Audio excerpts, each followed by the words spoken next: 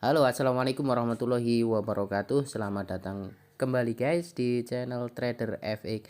Oke, kali ini saya sudah open posisi sell di BTC USD ya, di Bitcoin. Nah, nanti saya akan jelaskan kenapa saya entry sell di sini. Karena ini saya ada perlu, maka saya tutup dulu. Saya tunjukkan bahwa saya entry sell di BTC USD ini. Nanti akan saya jelaskan alasannya. Oke guys, masih berada di jalan saya. Nanti setelah sudah sampai akan saya coba jelaskan sepemahaman saya. Halo guys, di sini saya akan menepati janji untuk menjelaskan alasan saya entry di BTC USD ini kenapa.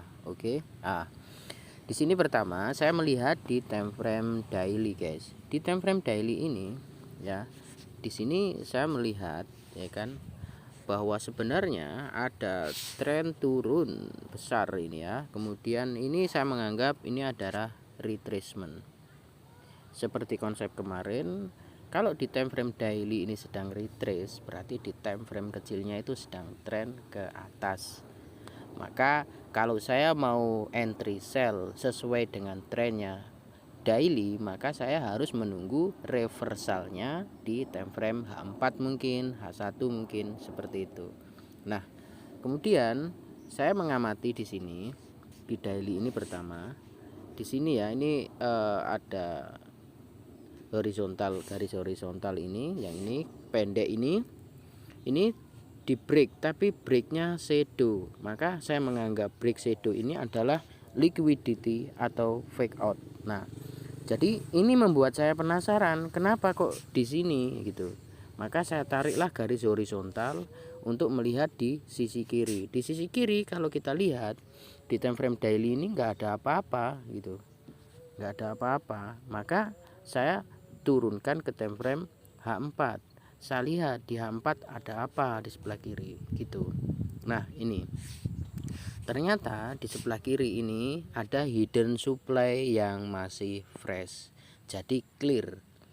Fake out atau liquidity-nya di daily tadi hanya untuk menjemput order ya di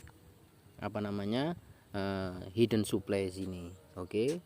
Nah, kemudian saya lanjut geser ke sini. Nah, di sini maaf. Ini ada blok besar ini.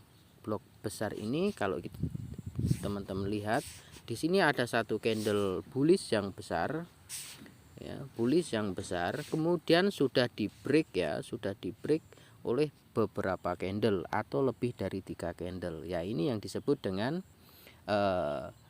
dominant break sell.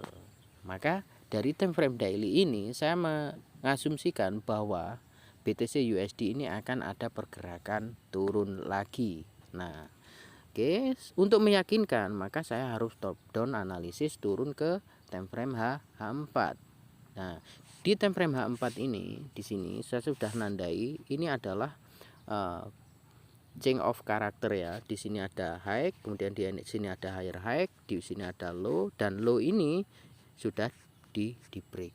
Ini adalah change of character. Change of character di dalam dominant break daily tadi ya. Nah, kemudian yang di sini ya kan, ini support ini sudah di break lagi. Ini adalah break struktur. Artinya ketika sudah ada change of character kemudian dilanjutkan break of struktur, itu artinya sudah reversal gitu. Nah, nah di sini saya melihat juga masih menyisakan liquidity ini, garis ini. Kemungkinan BTC akan turun untuk mengambil liquidity di sini ya kan, untuk menjemput order di demand yang masih fresh ini.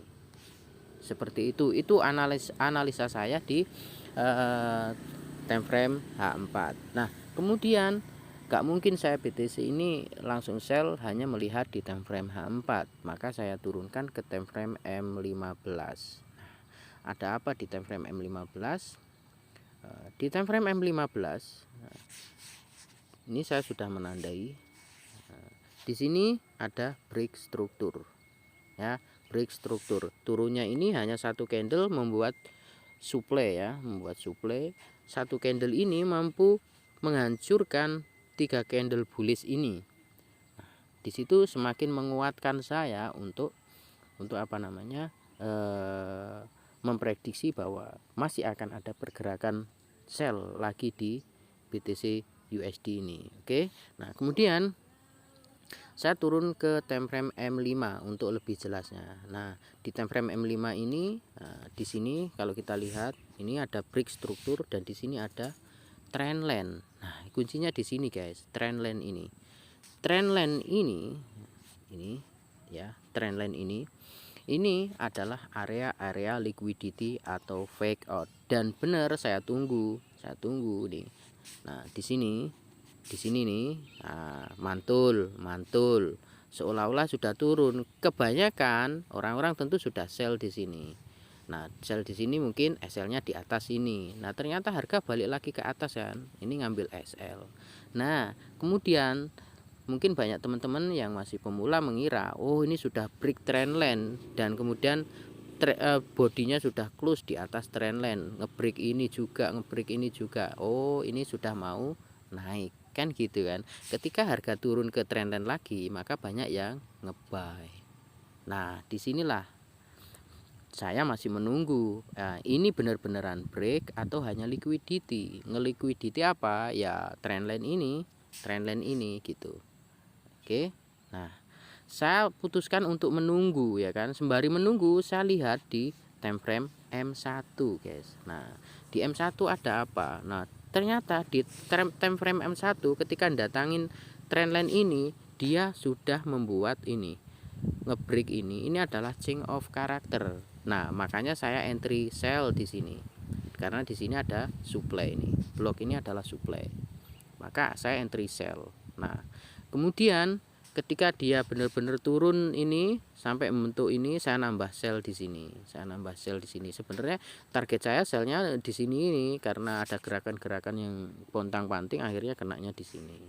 Oke. Nah, kemudian turun lagi M1 akhirnya ngebreak ini, break of struktur ini juga. Nah, ini sudah meyakinkan saya bahwa BTC USD di time frame M1 ini sudah reversal kemana ya, turun gitu. Nah, akhirnya saya ketika sudah break ini kemudian naik, saya targetnya sebenarnya di sini sell, ternyata kenanya di sini gitu. Oke, seperti itu aja guys penjelasannya, semoga bermanfaat. Nah, di sini karena hari Minggu saya hanya scalping, saya nggak akan menarget banyak-banyak, sedikit aja sudah cukup. Wong ya belenya dikit, masa mau berharap banyak, kan nggak logis. Oke, semoga bermanfaat. Mohon maaf jika ada salah-salah kata. Saya akhiri, wassalamualaikum warahmatullahi wabarakatuh.